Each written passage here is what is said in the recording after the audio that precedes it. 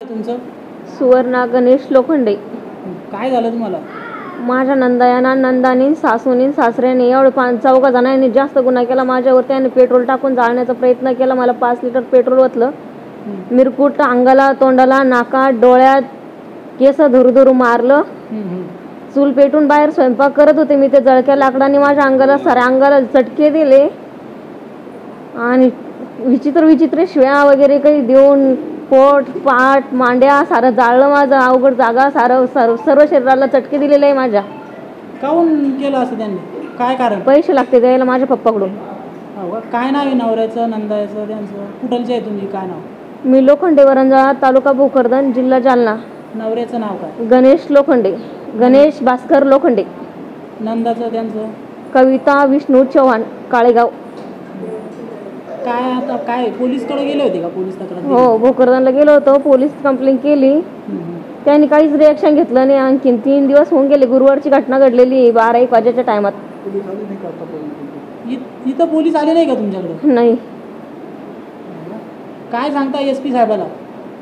माझं म्हणणं फक्त एवढंच आहे की आम्हाला न्याय कधी भेटणार आहे भारतीय नारीला, आणि किती दिवस आमच्यावर असा अन्याय चालू राहणार आहे. मला 2 मुली आहे. माझी मोठी मुलगी माझे वडील सांभाळते. मुलगा 14 वर्षाचा आहे आणि छोटी मुलगी ही दिवाळीला 5 वर्षाची होईन आता. माझ्या घरचे सतत माझ्यावर अत्याचार करत राहते. वर्ष 2 वर्ष, महिना 2 महिने असे गेले की सतत अत्याचार चालू असते. 2011 मध्ये माझं लग्न झालेलं आहे. तेव्हापासून सतत त्रास सहन करते मी. भांडायला लागले की मी माझ्या आई वडिलांकडे येते. 4 वर्ष 5 वर्ष माझ्या वडिलांकडे राहते. ते म्हणते तुझ्या वडिलाच्या घरी 10 एकर जमीन आहे तर तू पैसे आण म्हणते तिकडून घरी. पैशासाठी भांडते. पैशासाठी मारहाण जाळपोळ केली मला. बाबा काय झालं? काय प्रकरण आहे? काय नाव तुमचं? राम राम.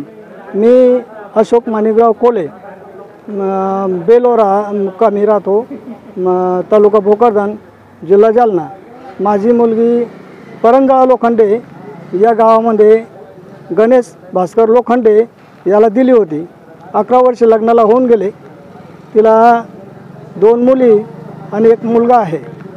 तिची मोठी मुलगी माझ्याकडेच आहे आणि बऱ्याच अधूनमधून त्यांची भांडणं होत राहतात.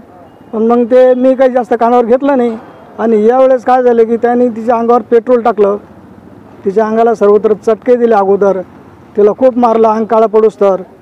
ती कशी बशी निसटली आणि वड्यानं आपल्या कशी जीव वाचवत ठोंबरे जोखडामध्ये जाऊन पोहोचले. मग त्या ठिकाणी आमच्या गावाचे शिक्षक होते समाधान पाटील शिंदे, त्यांच्याकडे गेले. मग त्यांनी मला फोन केला, म्हणे तुमची मुलगी आली, फार जळालेली आहे. त्यांनी मला फोन केल्यानंतर मग मी गेलो. परंतु मी जाण्याच्या अगोदर त्यांचीच गाडी आली. कुणाची? तिच्या नंदाई आणि तिचा नवरा गाडी घेऊन त्या ठिकाणी तिला पाहण्याला आले. पण त्यांना पाहून ती थोडी जीव वाचवण्याकरता लपून बसली. मग आम्ही 10 वाजता जाऊन सनी तिला आणलं. भोकरदनला गेलो घेऊन सनी. पोलीस स्टेशनमध्ये गेलो. त्या ठिकाणी त्यांनी NOC दिली. आम्ही हॉस्पिटलमध्ये गेलो. मग त्या हॉस्पिटलमध्ये डॉक्टरांना सांगितलं की तुम्हाला जालन्याला घाटीमध्ये ॲडमिट व्हावं लागतं. मग आम्ही ॲडमिट झालो या ठिकाणी. आज 3 दिवस झाले. अजून आमची कुणीच दखल घेतली नाही. या करताना पोलीस अधीक्षक असेल, वरिष्ठ पोलीस अधीक्षक असेल, त्यांनी आमची दखल घ्यावी आणि लवकरात लवकर आम्हाला न्याय मिळवून द्यावा अशी आमची तुम्हाला नम्रतेची विनंती आहे.